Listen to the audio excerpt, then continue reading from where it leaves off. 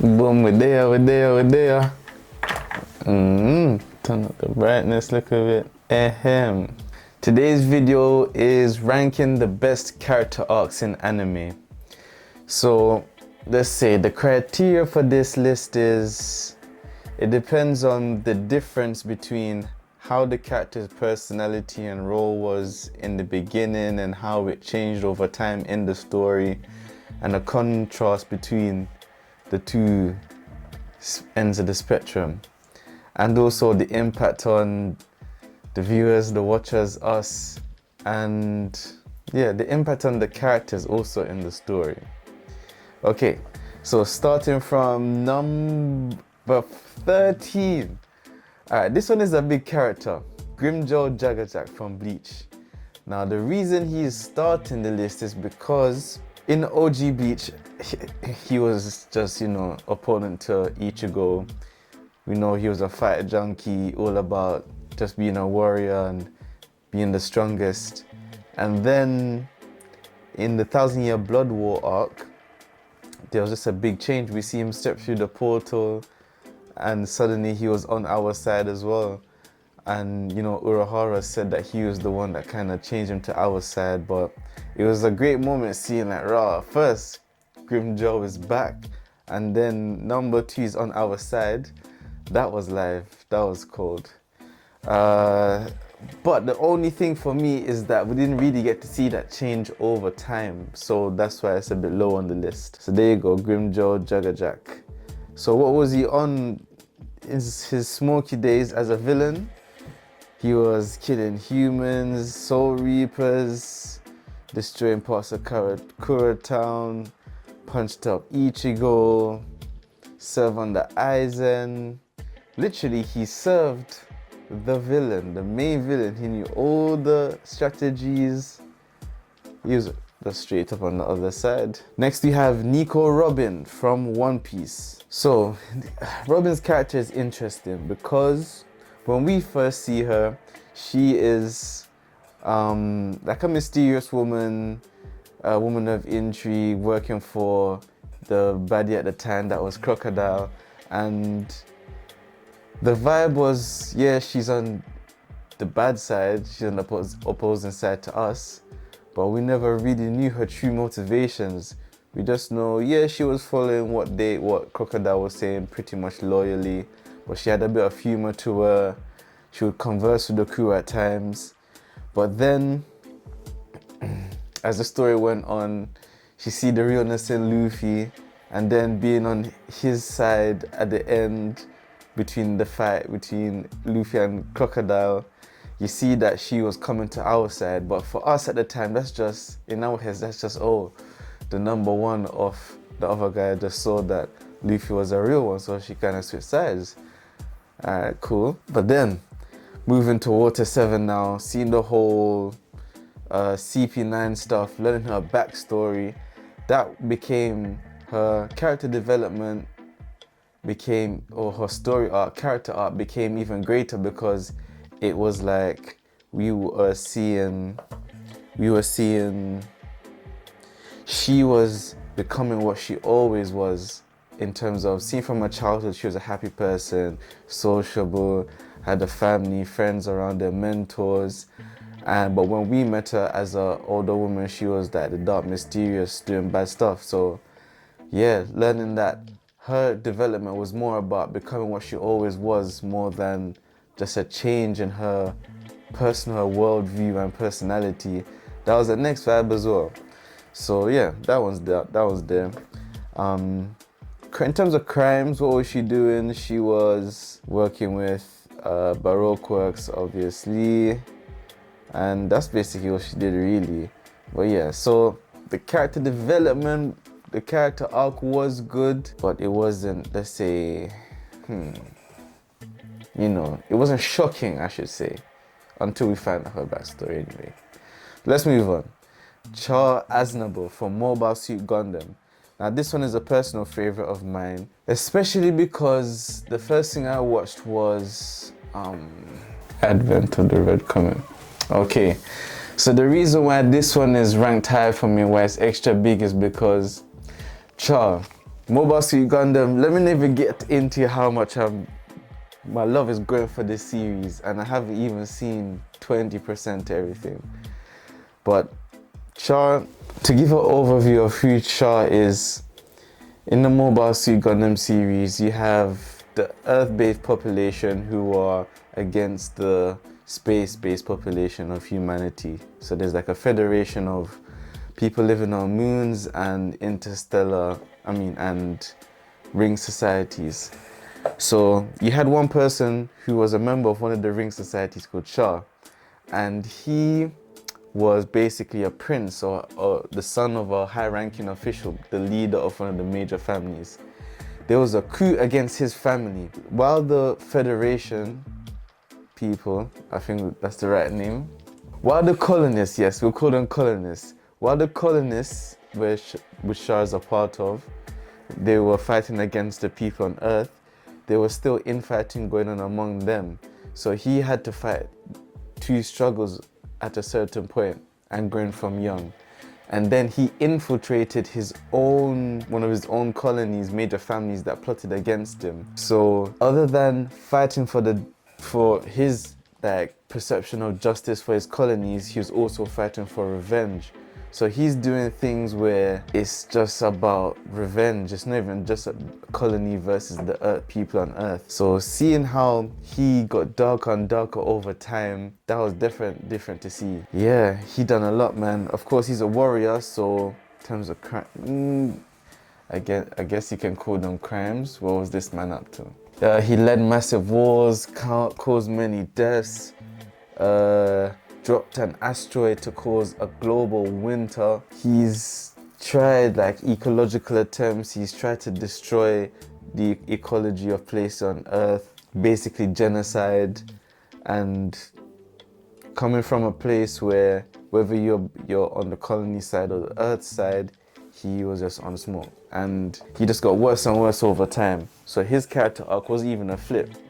It's more of just a greater fall into his villainy. Yeah. And it's hard to say, should I be spoiling? But in terms of character arc, he even has family who see what he has become and they don't agree over that. So that's another layer to his development, and if he was ever thinking if he's right or wrong, he's got family there that's giving him feedback. So it's crazy, man. Okay, next up we have Light Yagami. So Light Yagami now, his character arc. First starting out, Light Yagami, you could see that he wasn't just not even ordinary, but he wasn't the Deku type, bubbly, face emoting, very very expressive in his face or his speech or body language. You could see that he was a very intrinsic, deep thinking guy. So from the beginning of the series, I'm thinking, all right, he's the main character, but this vibe isn't like hero save the day type thing to me so far. Or if he does become a hero, he's gonna be some dark type of hero. So his whole arc out of gaining the god complex, basically that, how a man gained a god complex. Just, yeah, that's one of the darkest character arcs I've seen in anime. So Light Yagami, you stay right there. If we're talking about his crimes, murdered over 100,000 people using the death note. Manipulated and sacrificed allies, lied to his family, his dad. This guy killed over 100,000 people. Executions, wow. Motivation, yeah. Wanted to create a utopia by eradicating all criminals. I don't even remember if it's just violent criminals or violence and drugs. That would be a good. Actually, let's see right now. Okay, so you aim for murderers, rapists, and armed robbers. Cool. Let's see. Did he break his rule? Did Light Yagami break his rule to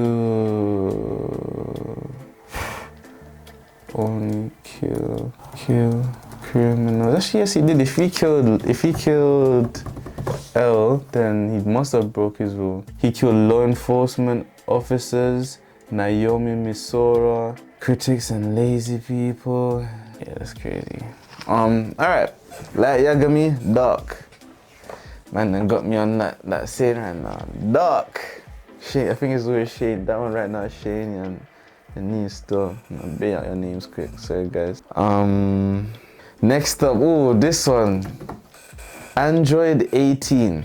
So, this one is more of a humorous flip. I can't lie. Light Yagami could have gone over 18. Light Yagami at 9, and now I'm about to explain number 10. So Android 18. The reason I have her here is because, of course, how she started out, program Android, destroying humanity, killing the Saiyans, and worse, even the smoke, for seeing how they were dealing with Gohan. Yeah, just wild. Can't even lie, that the Trunks timeline androids, I wonder if they seem even darker than our timeline. Or maybe it's just because they didn't get there yet, but they were dark. Yeah, and then going from that, and it's not really a character arc. Actually, yeah, let's say it's a bit of a character arc because first, yes, she was on smoking all the Saiyans and smoking humanity. And then when she see how Cell was absorbing up the place and she started to feel the fear, I think she was basically started to side with the Z Warriors and how Krillin started to make that connection. So yeah, you could begin to feel empathy for her. Could kind of feel the connection for her just in terms of that fear aspect, because no one wants to go up being sucked up by that tail. That's crazy. And that even that noise, yeah, that cell noise, that absorption noise, one of the best out there.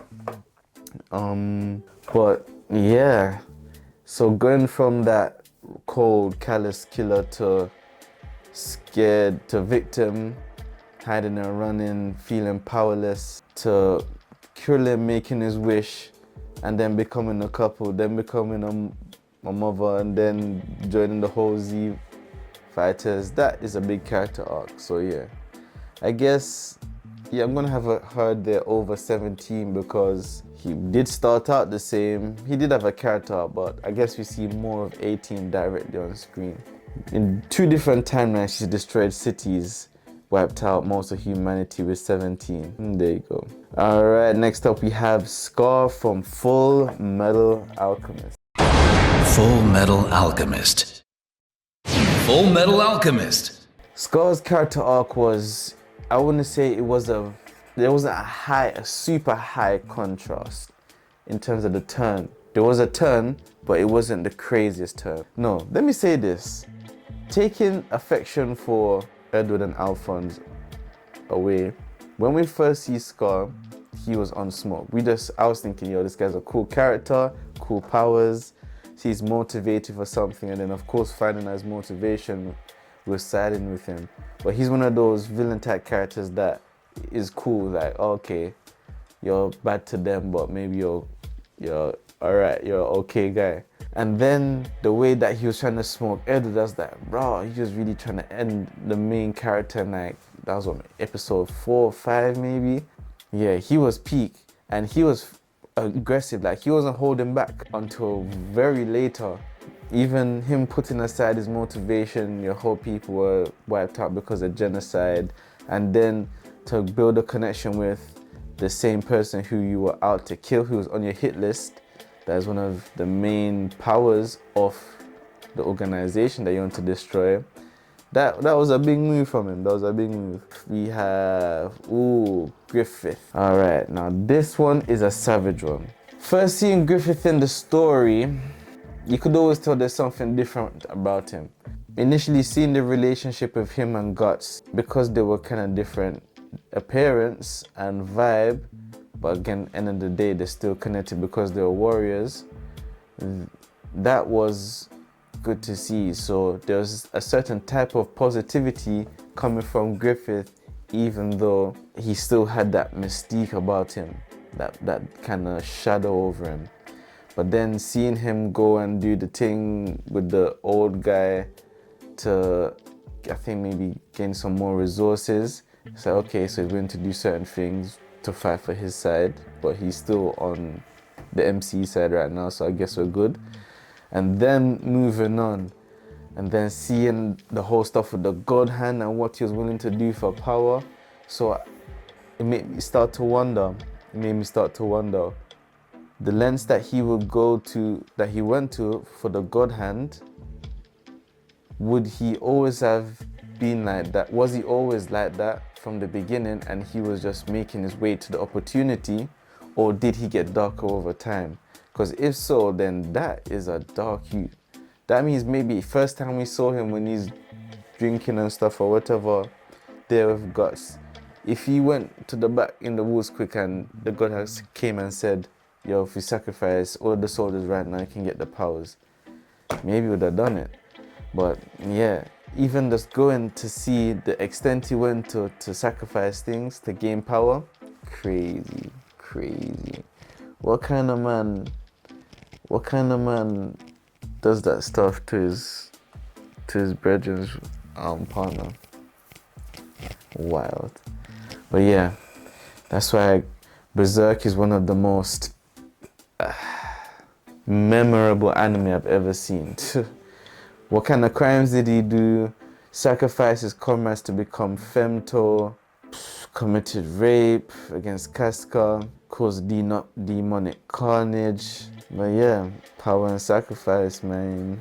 But then again, I'm thinking, if you become the God hand, you're chilling in some other reality all of the time, right? So when you come to rule, well, what are you ruling? Is there a domain in your other dimension where you're chilling at between every 100 or something years, every 300 years? Let me know. Alright, next up, moving up to Piccolo. Now, Piccolo's a different one because when I think about Piccolo, we can go back from when he was King Piccolo. And if we do that, then he almost has like 2 character arcs. Yeah, if we go, right, let's go spiritually, because so we keep this thing deep. When he was King Piccolo, tried to conquer Earth, killed Kami, he was just, that Piccolo was sealed away in another dimension because he was so evil, wanted to take over the whole world. And he had the power to destroying cities, so he's killing hundreds of thousands, maybe he's even got to 1 million for his body count already. So that was a whole image building of this evil Piccolo character, and see that face is evil. And then to see when after Goku defeated him, spit out the egg, and to see Piccolo Jr. come back, he's like, raw. He's like a little kid, but he's a reincarnation. He's probably still gonna be on the same evil thing, because he had a bit of a screw face. Yeah, I remember King Piccolo now, man. I remember Piccolo Jr. now. Had a little screw face, man. So I was thinking, if he does have an arc when he becomes good, it's not gonna be straight away, boy, because people are screw face like that. So they still have a screw face when they become good. But anyway, yeah, so even to see when he first came, how developed. When he came back at the martial arts tournament, I was like, this guy is just gonna destroy the whole place. I thought he was gonna release just an energy blast as soon as he saw Goku and fight all the way through the mashing up buildings and not even go through the tournament. So then I was thinking, what? If he wanted revenge, what's going through his mind? I almost thought maybe he doesn't know his own power level, or the power level that he's been reincarnated from. Because, yeah, well, how would you do the tournament if you're so powerful? King Piccolo wouldn't have done that. So it started to put thoughts in my head. And then I started to think, maybe it wasn't even, what is his motivation? If he does want to be king of the world, then destroying everything wouldn't be a benefit to them. It would just be effort. So just joining the tournament, smoking Goku in the tournament kind of made sense. So I guess I was slightly putting King Piccolo vibe. I want to take over the whole world energy out of my head for Piccolo. And during seeing that character arc, it became more of, he just wants revenge for Goku killing his father, his previous incarnation. But yeah, so I guess I still had evil vibes, I could say. But then as it went on, next arc now, after that, he came back. Did he come back in the TN arc for the next tournament? I don't think so. But anyway, skip forward to Raditz now, how he fought to protect the planet with Goku to fight against Raditz. Again, he's still a nemesis, but he's fighting on our side, so the arc is evolving, it's evolving. And then Goku dies, he takes care of Gohan, is like, nah, this guy is a real one.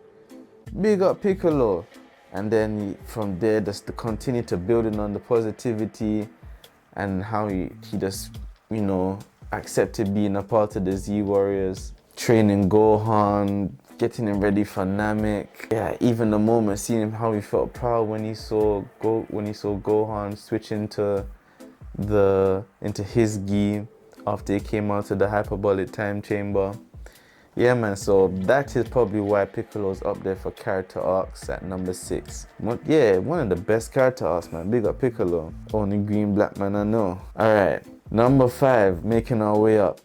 So we have Zuko from Avatar The Last Airbender. Now this guy, how many seasons did Avatar have? 4 seasons, I think. What season did Zuko turn good? We have one of the coldest characters, highest rated.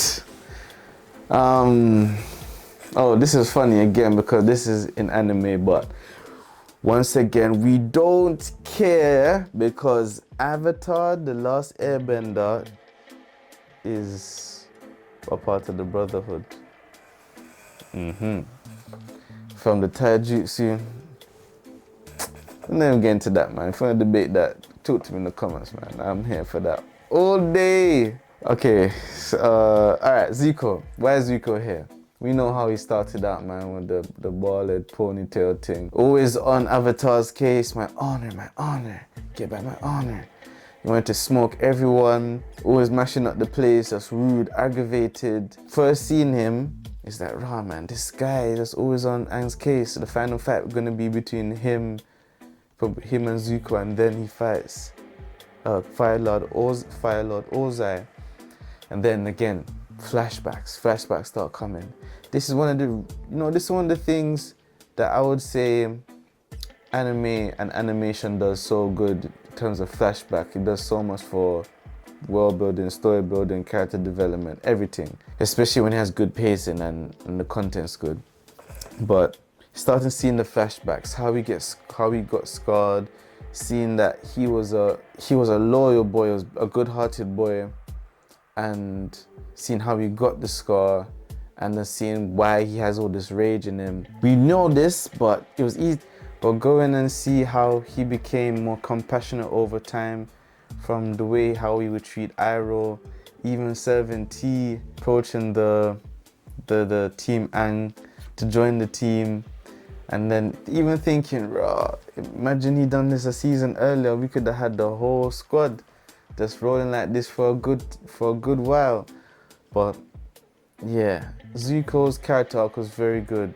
And even seeing him fight against his sister, confronting his father, the man who scarred him, definitely shows how he was developing from someone who was he afraid of his sister but wouldn't really confront his sister in certain ways, and yeah, from someone who would oppose his father, that came from being the same boy who was scarred by his father, wouldn't talk out of turn to him. So yeah, big up Zuko on that character development. Oh yeah, even moving ahead to Korra, seeing him become Fire Lord Zuko, I think he had some humor in that as well. So from teenage revenge kid, teenage honor kid to OG Fire Lord, cracking jokes, big character arc. And I wonder if I mentioned this before, seeing as when we saw Fire Lord Ozai, his motivation was always world domination. But seeing Zuko, he was always just trying to fix his honor. So it wasn't about oppressing other people or damaging things or just being a villain. His thing was always honor. So yeah, big up his character arc. I guess his thing was always also about learning that honor isn't everything, or there's more things to life that make someone an honorable man. How you treat people who have less than you, you know, that's basically everything that Iroh tried to teach him. That's why I big up Uncle Iroh. Never disappear Uncle, isn't it? Alright, next up we have Gaara. So even starting from the introduction of Gaara, seeing how he was so dark, killing people to splash enough blood to need an umbrella for himself. first image of him was, who is this dark guy that he's just like a murder freak, just love ending people's lives. He went to go assassinate, or to go finish off Rock Lee in the hospital. So then you move on now to fighting with Naruto, I guess, when you start to see the flashback of how he became the Jinchuriki. You start to learn about his trauma, and it's like, oh my days, is this guy's backstory actually worse than Naruto? And going from that, how we lost, seeing how Naruto still saw that in him, and he still saw the light in Naruto that was reaching out to him. That was almost like Naruto was definitely the beginning of his character arc, his evolution, coming back and saving Gaara, and then becoming coming back and saving Rock Lee, and then becoming Kazekage, and then even saying that Naruto's now his rival, and then being the person to stop Sasuke, even lecturing him about going down the line of revenge and falling into darkness. Is that, bro, how you become the monk now when you was out here trying to finish people on their deathbed already? So that's why Gaara's that number 4. Number 3, so a lot of these characters before, they kind of started in a dark place. We kind of had an idea of what their mind was made up on and what they wanted to do, whether Zuko with the honor, Gaara of just murdering, Piccolo when he was King Piccolo, wanted to rule the world. When he was Piccolo Jr., at first wanted revenge for his dad. Griffith, power and control. Scar, revenge for his people. So up until Sasuke said it, yes, that's when we know he wanted revenge to kill a certain someone. But going through first his trauma, not becoming this evil kid not becoming basically Gaara straight away after seeing Itachi kill off his whole family, and then he still had that darkness in him, but he would still do something like sacrifice himself to help Naruto, so he still had a bond with his team. And then fighting against Naruto once he had the curse mark, deciding to leave his village and leave everything behind, then spending years with Orochimaru and just fully accepting it. Then when you see Naruto, you're even darker, you're okay with killing him now, so you almost finish him when he comes to the hideout. And then moving on to killing the master that taught you for these years. Yes, Orochimaru, everyone probably said he done the right thing, but even being there mentally, even being brave enough to kill him now, even recognizing that he was weak enough at the time to be finished off, seeing how he was just going for this like kill or be killed mentality, and then moving on to fighting Itachi, feeling like you're about to get revenge for your people and you're doing something justified and honored, but then he does the kind thing and does the old big brother type when you're about to die. So now in Sasuke's head, it's like, was he the same person that killed my whole family? Why did he kill my whole family? Is he a murderer but he still loves his little brother? Like, what am I supposed to do? Do I feel bad about killing him now? So his mind just going on with all of these doubts. His arc is always just in a spiral.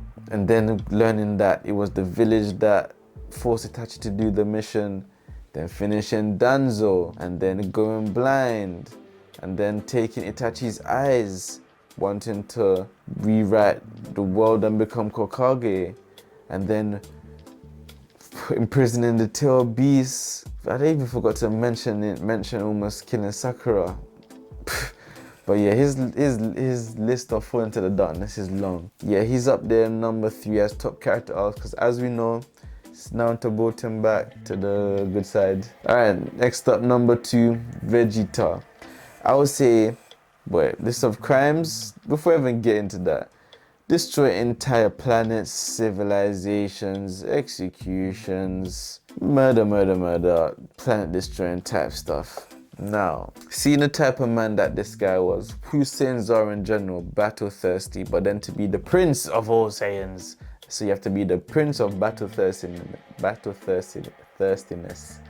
And then now there's no king now, so you are the most bloodthirsty Saiyan of the most bloodthirsty Saiyans. Boy, from fighting Goku, smoking everyone, smoking Nappa, coming back. He punched up Gohan as a little kid, but then when he's on Vegeta now, when he's on Namek now, at first Now looking back, I think it's more Fear that kind of forced his character up, because it's not like he was particularly liking. Maybe he was thinking about it, how Goku had friends and stuff, but he never really showed any admiration for Goku or anything that he represented. So it makes me think like, him all asking Goku for help and things like that. I think that was all still his warrior pride mentality, in terms of more being afraid of what Frieza can do rather than trying to be a good person. Because I don't know if he was thinking, oh, I wish I had a family and now I wish I wasn't so bad. He just thinking he's not a murder junkie. He's also a Saiyan. He let me live so we can just join forces to kill this guy. That's how I think maybe his arc began for me in Namek. But then going ahead in the future, get to the relationship with Bulma, seeing Trunks, is like, yep, arc. He's flipped. We know what he's done, from destroying planets and civilizations to sacrificing himself against Boo, even admitting his with lack of a better term, I guess, he definitely wouldn't like me to use the words inferiority to Goku, so putting his pride aside at points, but one of the biggest character arcs. Alright, now we come to number 1, Eren Yeager. If you show me all these characters at the beginning, what they were on from the beginning to the end, Vegeta might not believe because he wanted to smoke Goku so bad. I wouldn't have really seen him having a kid with Bulma or anything. Sasuke would have believed he'd come back good. Gaara, nope.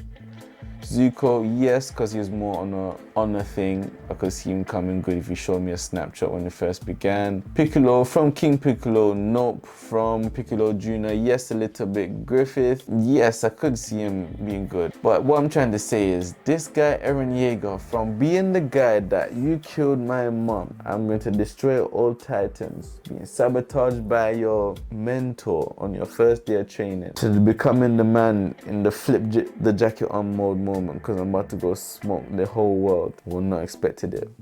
And that's why one of the reasons I feel like people should kind of relax on the ending of Attack on Titan, because compared to what it gave you, the ending is not so negative that you have to, abuse the manga creator or anything like that. But in terms of that character arc, even seeing that he actually learned the truth the moment he kissed Historia's hand. So for even that was like, what, season 3, season 4? After that time, up until the time skip, he was already planning this stuff in his head, what he was going to do. So, what can I say, man? Killed 80% of humanity, actually wiped out the world. Women, children, animals, plants, everything.